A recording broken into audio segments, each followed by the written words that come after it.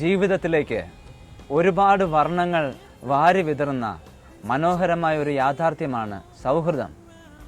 Friendship എന്ന ഓമന പേരിൽ നാം അതിനെ വിളിക്കാറുമുണ്ട്. ആരാണ് യഥാർത്ഥ സുഹൃത്തുക്കൾ? എവിടെയാണ് സൗഹൃദം ആരംഭിക്കുക? ആരോടൊക്കെ നമുക്ക് കൂട്ടുകൂടാം? ഇതൊക്കെ പല ചോദ്യങ്ങളായി മനസ്സിൽ അവശേഷിക്കാറുമുണ്ട്.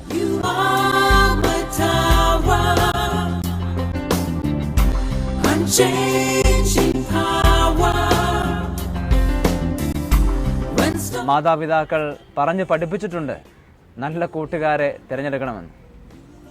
ഒരു കൂട്ടുകെട്ടിന് എവിടം വരെ പോകാം, ഏതറ്റം വരെ യാത്ര ചെയ്യാം, ആരോടൊക്കെ എനിക്ക് സൗഹൃദമാകാം, അത് നിന്നെ ആശ്രയിച്ചാണിരിക്കുക.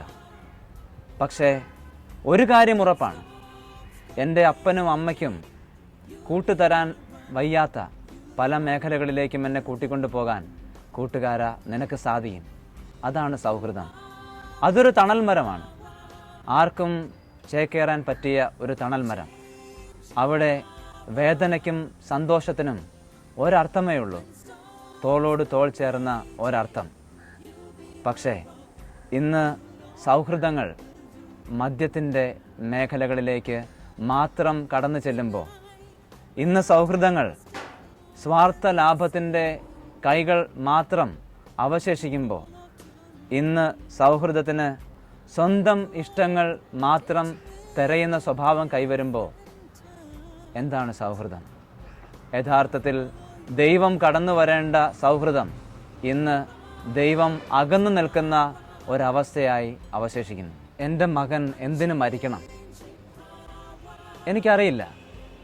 അവന് നന്നായിട്ട് നീന്തൽ അറിയാം. ഒരിക്കലും ഞാൻ വിശ്വസിക്കുന്നില്ല എൻ്റെ മകൻ വെള്ളത്തിൽ മുങ്ങിത്താണ് മരിക്കുമെന്ന്. രാജേഷിൻ്റെ അമ്മയുടെ വാക്കുകൾ പലപ്പോഴും ഹൃദയത്തിൽ വീണ്ടും മുഴങ്ങുകയാണ്. നീന്തൽ അറിയാമായിരുന്നിട്ടും അവൻ എങ്ങനെ മരിച്ചു? കുറേ ദുരൂഹതകൾ. എനിക്ക് തോന്നുന്നു നീന്തൽ അറിയാൻ വയ്യാതിരുന്ന ആ കൂട്ടുകാരനെ രക്ഷിക്കാൻ അവൻ മരണപ്പെട്ടു എന്നതാണ്. സൗഹൃദത്തിന് അങ്ങനെ ഒരു അർത്ഥം കൂടിയുണ്ട്. കൂട്ടുകാരന് വേണ്ടി മരിക്കാൻ കഴിയുന്ന ഒരു തൻ്റെ ഇടം.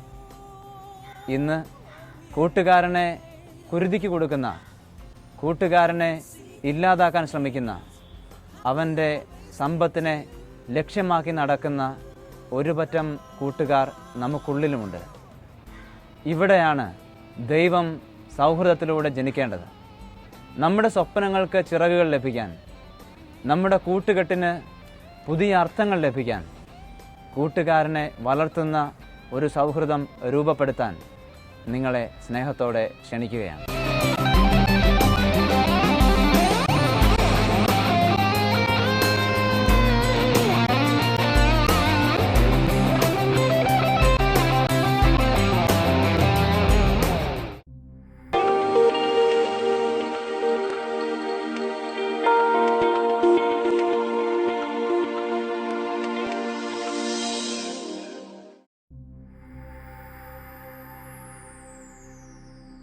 Spirit